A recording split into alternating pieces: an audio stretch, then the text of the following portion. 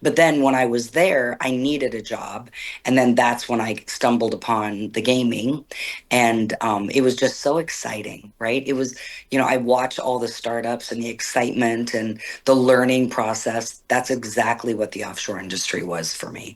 So, I thought I could do this, but I never, even in those early days, all I wanted to do is help. Hey guys, welcome to the How I Got Here podcast. I'm your host, Travis Waters, and I created this podcast to share stories that are worth telling, whether it's about somebody going from zero to hero, hero to zero, or simply something in between. On today's episode, we're joined by the wonderful Paris Smith, who always knew that she wanted to be in some sort of leadership role, whether it's starting off in high school basketball as a captain of her team, to transitioning all the way to running one of the biggest sports books on the planet. Let's go ahead and jump into our conversation with her now. Enjoy. Hey guys, it's me, Travis, with the How I Got Here podcast. We are joined by the wonderful Paris Smith. And if somebody watching this or listening to this right now may not know you by name or face, let's do a quick high-level overview right now in 2025, as short and sweet as possible, of who you are and where you're at. Paris Smith. I basically started 30 years ago. This is my 30-year anniversary for gaming. And I started as a clerk taking bets, worked my way up through the ranks, ran a company called WWTS. And then after that, I was recruited to Pinnacle. And in 2006, I came to Curacao to run Pinnacle, and I did that for 17 and a half years. And since I'm a recovering CEO, and I have my own company called Life Winning, and I'm also a co founder of Defy the Odds. All right. And as we always like to start these episodes off with, is as far back that your memory allows. What is the youngest age you were when you first had a epiphany of this is what I want to be when I grow up, and what exactly was that? I was playing dolls with my best friend, who's my best friend today. And basically, it was, we were playing house, and instead of house, it was an office, and I was the boss. I've always wanted to be the boss in an office. I knew I would be very successful. I had no idea how. And, I had little things like, I'm not going to have kids till I'm making $10,000 a month. I said that when I was 9 years old. I didn't even know what that meant. I'm not gonna get married before I'm 27. I'm not gonna, or before I'm 25. I'm not gonna have kids before I'm 27. I just had it all laid out with no real understanding. So you knew, essentially, I guess you could say you knew what you didn't want to do, but what was kind of the first, I guess, career idea that kind of started your process, whether it was something of, I mean, I know you're very young at this point of what you just brought up, but kind of maybe late middle school, early high school, or something time around that point. What was the first like this? I think is a career or industry that interests me and that I kind of want to focus on as I continue to grow. Well, there was no sports betting in that capacity back when I was that young, but it was just really being in charge of a company, growing it, and managing a bunch of people. That was just something that was so intriguing to me. And I think it also stemmed from I was a basketball player. So I was always the captain, I was always, the clutch player. So all of those things, I'm like, I am made for stress and I want to be in charge. I like that. Made for stress. Uh, Yes. so it was always kind of that leadership mindset of I don't know exactly what I'm going to be leading, who I'm going to be leading, but I want to be leading, especially with that college captainship. Yeah. So was or not college, but well, actually, I'm not. That's the kind of It my next was college question. also. Yeah. So in high school, prior to determining essentially kind of like what major you wanted to look into or what degree you were going to chase after, with that mentality, with that basketball captain mentality, what was the first time that you're like, oh, this is something that this is a team or this is an industry that I can lead in or I want to lead in? Well, it would have been when I started taking bets, and I saw the opportunity. And, it was literally a startup. I started in 1995. There was I was one of the first female clerks probably ever hired. Why? Because everybody would hire bookies to book when and answer phones. I worked for a person that wanted to run it like a business. So he wanted all females to answer the phone, and he was very adamant about that. And then he was like, let's departmentalize. And we made the world of offshore bookmaking a business with different departments and structure. So when you were in college, what was the degree that you were going after at that point? God. Tourism. That was the other thing. Being from North Dakota, I also knew I wanted to live in a very warm climate. So I thought if I get a tourism degree, maybe I'll run a dive shop or a hotel. Like those were the early day aspirations, something warm. So that was, I guess you could say that was the first Yeah. notion you had of leadership of, well, I don't like it here. I want to be somewhere else, and I also like the concept of traveling. So at what point, I guess just chronologically, from you being the tourism degree with the constant focus on being a captain of a team, the leadership role, did you kind Mhm. of look into, or I guess stumble upon, the betting industry? Like, what was the Yeah. time gap from college to that? Okay. To make it even more complicated, so I moved to the Caribbean to do my internship, and that was in tourism. So I worked at a huge hotel. And once I got there, I was like, okay, this is amazing. I love it here.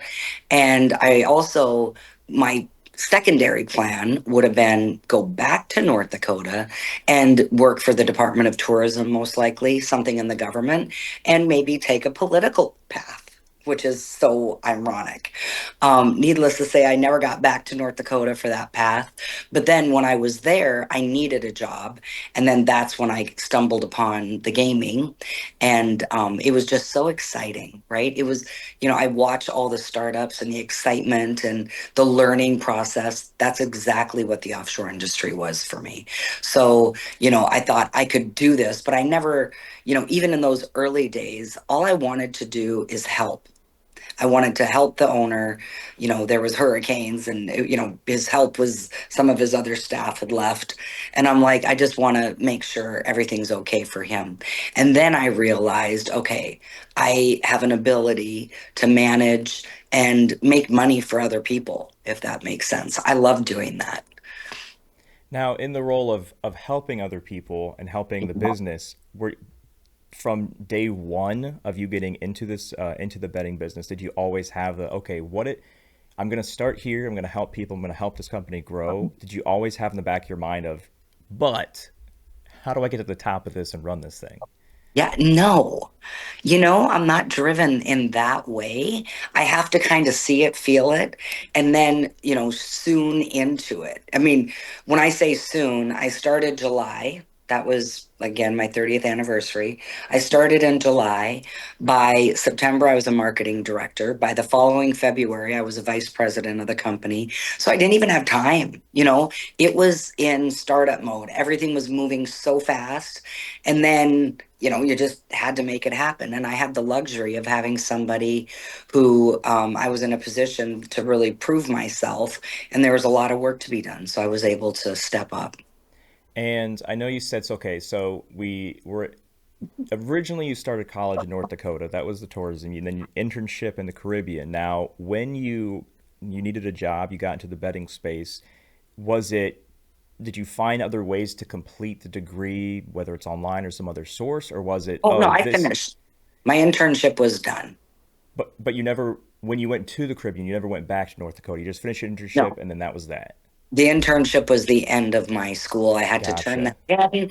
I'd already gone through graduation. They assumed I could succeed in tourism. So yeah, and then I was done.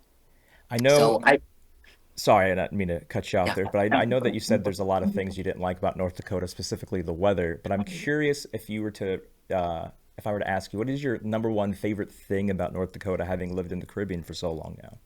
Yeah, the people. And later on, we'll get to my full circle moment, but we'll leave that for suspense. Yeah, we'll leave that at the end. That's the juicy Yeah, part. yeah, yeah. So now we have finished a degree. We're now helping a company grow in the betting space in the Caribbean. How long kind of did that role last before you went to the, I guess, the next step within this industry? Yeah. So I ended up being, the owner of the company sold it, and it was called WWTS. They sold it, and then I was the COO. So I did that for 11 years total, from the beginning to the end. And prior to that, 5 years previously, I had known of Pinnacle. Obviously, they were like the beasts of the industry, and they had been kind of, oh, maybe you should think about Curacao. And I'm like, no, no, no, you can't poach people. And in the end, every year, a couple times a year, I'd get a phone call. And when I was ready, I just said, hey, I'm ready to come. And they go, okay, when can you come? Let's do this. And then I started, like I said, 2006. So they already knew you were essentially the hot ticket item in the space, and they're like, we need to have Paris here. We need to have Paris here, and you keep getting called and called and called, and then you Yeah, go, you know what? All right, I'm doing it. it's time. Yeah, yeah. And so now you are in living in Curacao, working for Pinnacle. What role did you step into day one?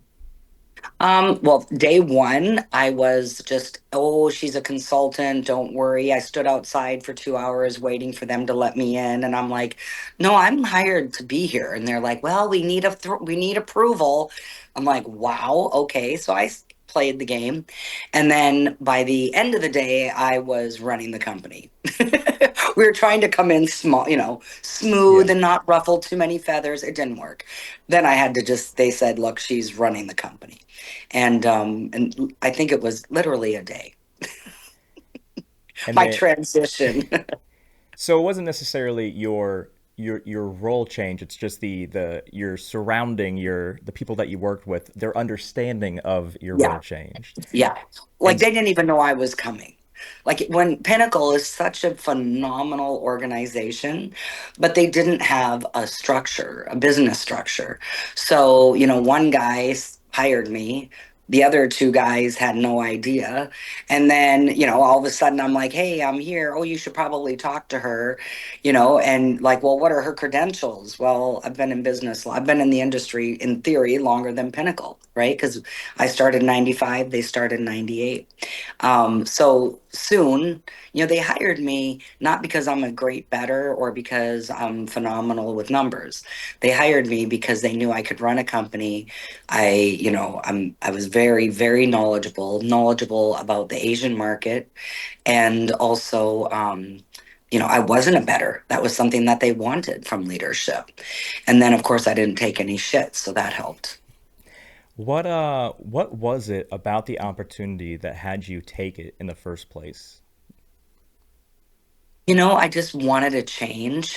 One of the biggest drivers was the school. They have an international school in Curacao, and my daughter was like in grade one, going in, or maybe grade two actually.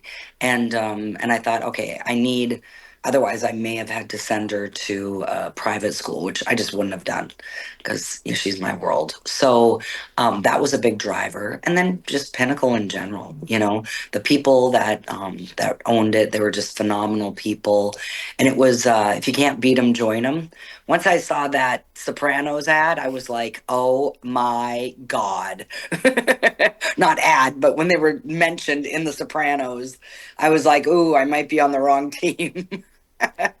So now running Pinnacle, and I know you did this for a while. Did so? I guess remind us how long you were essentially running Pinnacle, and then kind of give an overview of that time period of like were things essentially always the same with your role and responsibilities, or how did it shift over that time period? It was always pretty much the same.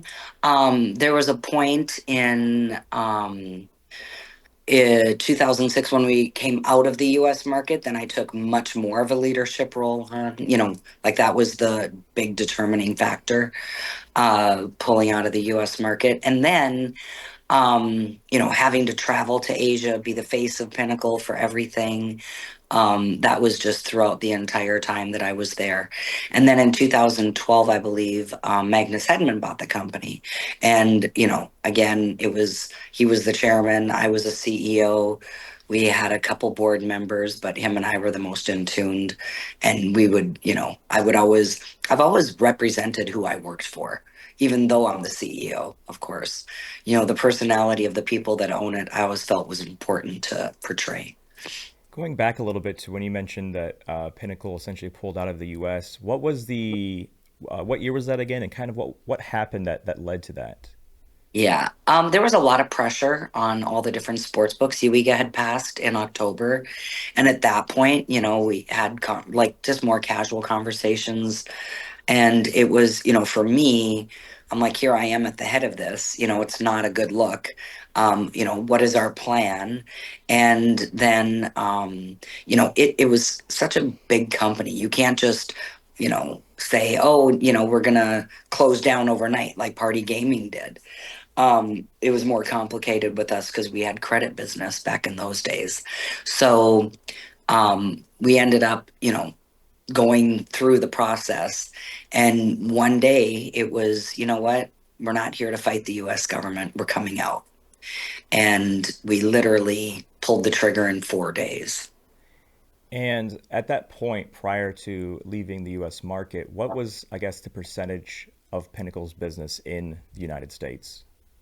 It varied upon the season, but anywhere between 78 and 83%. So it was definitely a major decision. Yeah. Let's not talk about volume percentage. Yeah, yeah. So through this time running Pinnacle, let's kind of jump towards the end of this experience. Kind of what led you to essentially step away from this role, having so much success with it, and having that role that you've been kind of in the back of your brain ever since you were a captain of the basketball team. You want to lead something, you're leading something, you're crushing it. Everybody in the space knows who you are, and then what happened, I guess, in your thought process that made you want to be like, you know what, I think I've had my fill of this. Yeah. I'd been feeling it for a couple years. I was always on the CEO panels, and every time it was just this attrition of people, And I'm like, boy, I've really had a shelf life here. This is this normal? And I was kind of thinking, at some point in time, it would be good to get fresh blood, a different skill set than what I had. So I thought about leaving. And then it was just the whole direction of the company. I think I just felt like the whole industry had shifted. And when you've seen it from day one, like I did, until that point in time, um, it wasn't as fun for me, to be honest with you. And the business had shifted a lot, and I just felt like it was time for me to move on. And during your entire time running Pinnacle, I know you said that you eventually got the opportunity to get into that position because they kept sending you messages. Hey, we want you over here. We want you over here.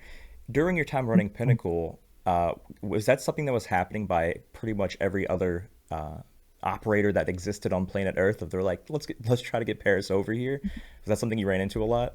I did get a lot of recruitment calls. I would take them just to, see what people were doing. Never any intention to leave. I'm an exceptionally loyal person. I, it was a really difficult decision to leave. But I never would have left Pinnacle for another job. That's not how I operate. And I know you just said that you essentially left that role because you weren't having the same level of fun anymore. What was your thought process of, if I do leave this role that I've crushed for so long because I'm not having fun anymore, I'm going to leave it because this is the opportunity? What were you thinking about post leaving before you made that decision? I think the biggest thing I was thinking about is the company ready for me to leave? And it was, right? So I had a big, huge team of people. There was different discussions, what the strategy was, and it was just becoming more increasingly difficult to be aligned. So things like that, I knew they would be okay without me. I didn't appreciate at the time um, how powerful my brand of Paris Smith was. That was the biggest shock for me leaving. And then you made the decision, you left, and did you already have like, okay, this is what the next 2 or 3 years of my life looks like? You have these other things lined up, or were you just simply playing it by ear? Playing it by ear. What? I had nothing really, and so I didn't have a major plan. You know, when it happened quickly. I'd talked about leaving, and I could have given more time, but I didn't need to. So when I left, and the only person that I ever really worked for directly from the day I left was the owner. When you go through these moves and you have a lot of executives, and you feel like alignment's complicated when you're there, it sure as hell isn't going to get better when you leave. So I knew I was smart enough to just cut the cord completely. And then in that process of not being part of it, I worked 12-hour days minimum, 6 days a week minimum for my entire career. And that was like 27 years. So 28 years actually. And, so you go from being on all the time to, oh, what am I going to do today? That was a very interesting transition. And through that, I realized there's a lot of people that I just disregarded because they weren't part of like the niche Pinnacle concept. They had products that wouldn't have fit within the Pinnacle mold. Again, very loyal. If it wasn't for Pinnacle, I had no interest. So then I just started listening. And people would say, "Hey, can you look at my deck?" And then very organically, I started investing. I'd give people advice and they're like, oh, wow, nobody said that. And I have a very different lens being an operator, having the experience, the network, the contacts that I have. And then I started Life Winning with Silka, and that's our angel fund group. And then that also does a lot of advising, leadership coaching, and things like that. Now, remind me of the time period from you stepping down as top dog of Pinnacle to, I guess, roughly 2025. It was May 5th is when I left. So, and then from there, I would say within the first year, I'd probably invested in 6 or 7 companies, and then also started Defy the Odds with Kelly Keene and Sue Schneider, and then got involved with groups like Zero Labs and working extremely closely with Jesse from betting startups. I was so he was really my trigger, if you think about it. Like one of my favorite employees ever, and he created this environment, this portion of the ecosystem for startups. Nobody had given startups a voice like that. So I would watch his podcasts, and I was like, oh, and he's like, hey, do you mind talking to them? And now that I look at it, he really was probably the biggest catalyst for my shift. And then now, of course, we get the luxury of working a lot more closely together. So I know you said May essentially is when you stepped down for Pinnacle. Is that May of last year, or how many years ago was that? 23rd. I think it was the 23rd, 2.5 years ago. Okay. And so a lot of just essentially helping the rest of the people in the industry, advisement, investment. Uh, I love giving Jesse a shout out there. Love that guy to death. Yeah. A very smart guy. And so now we've essentially caught up to I guess let's just say last year, where "Defy the Odds" became this idea. Let's kind of touch on that a little bit. So, what is the? And I know we've on previous episodes we talked to Sue, we've talked to Kelly already. But from your perspective, what was the overall arching ultimate goal of that? And then, what is your perfect scenario of what that grows into? Mm.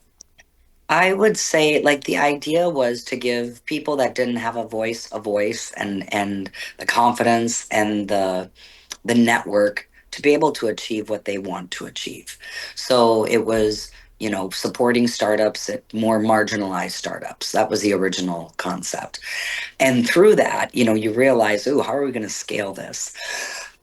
So now, most recently, we started a community, and that's in order to give everybody all the information rather than having a single phone call with 100 people. You can allow them to be part of the community and get continued information and link them up through our network. And, it's also, we have to sustain it financially. So it will also be able to provide, some commercial benefits as well. And then, it's interesting because we work with startups, but yet we are a startup. And it's really like defining, what we originally wanted to achieve is to help people and to help people through our network and our expertise. And we've done that. But now the next level is to scale that. And if somebody, whether they're running a startup or just interested in reaching out about it, wanted to reach out to defy the odds, what's like the best route for them to get in touch with you guys? Through LinkedIn, through the web page, or through the LinkedIn page, and then joining the community.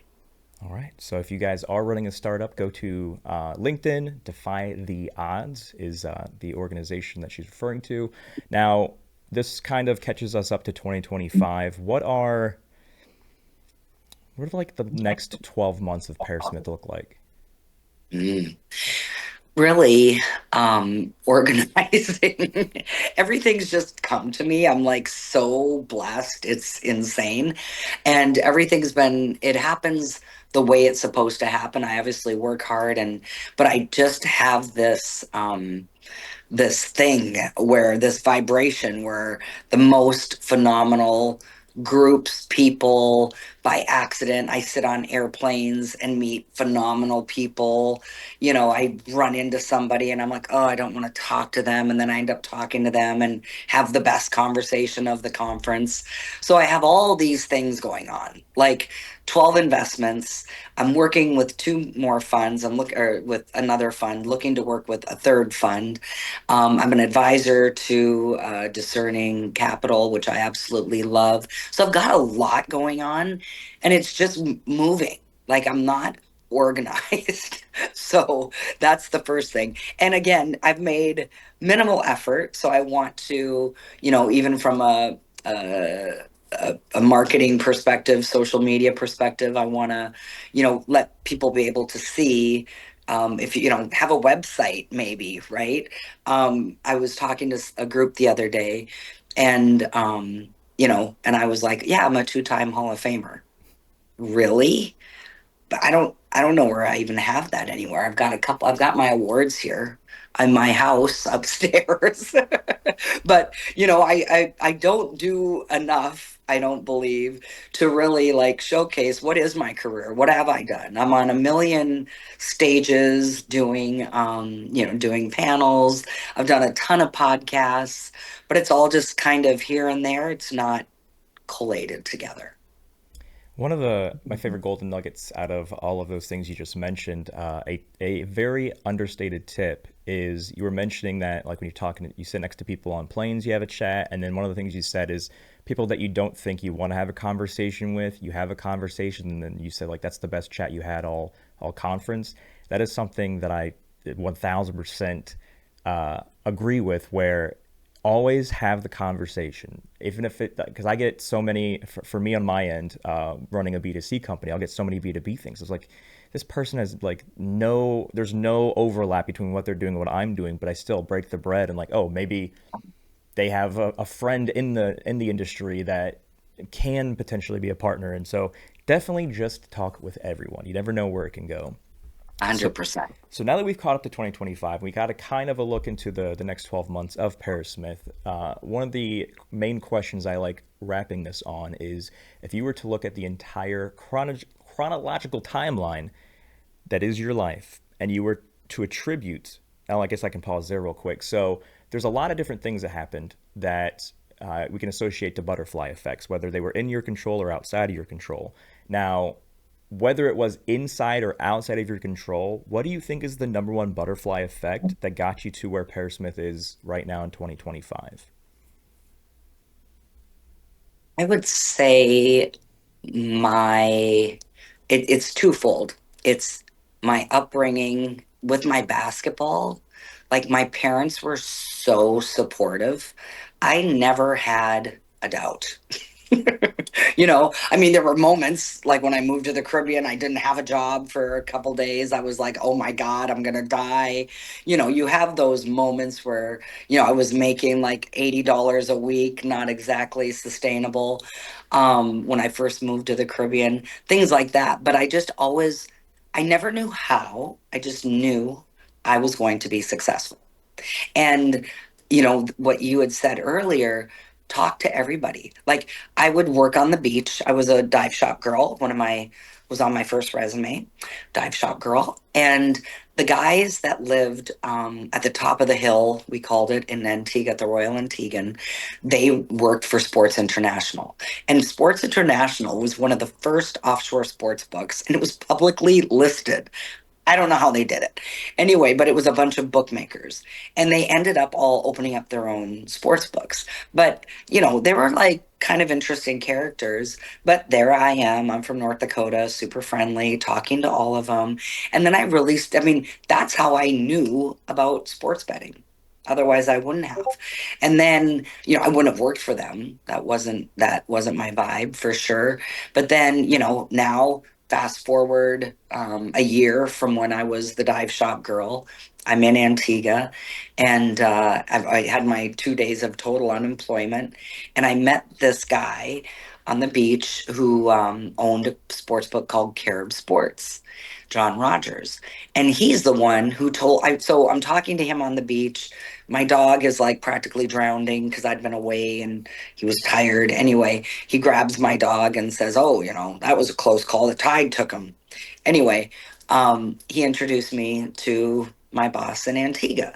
So, without all of these moments happening, meeting people, talking to random people, I wouldn't be where I am. So maybe I would be doing something different. Like I still believe I would have been successful, but I really am grateful for the path that I was able to take.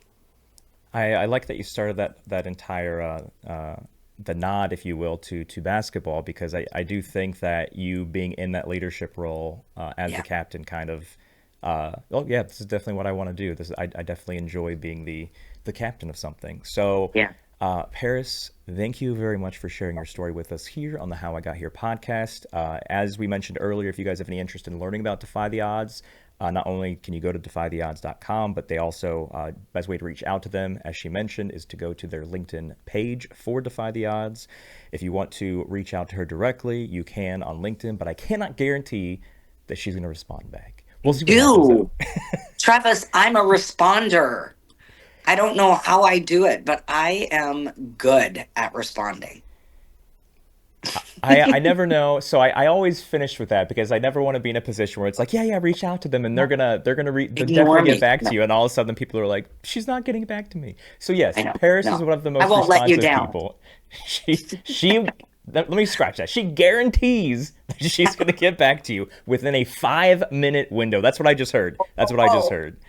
But thank you again for sharing your story here, Paris, and thank you, Travis. if you guys want to see more episodes of the How I Got Here podcast, all you got to do is subscribe to whatever channel you're listening or watching this on, whether it's the YouTube, the Spotify, the Apple Podcast, whatever. Click the sub button. We have a lot more before this. We're going to have a lot more after this. But thank you guys for tuning in, and we'll see you on the next one.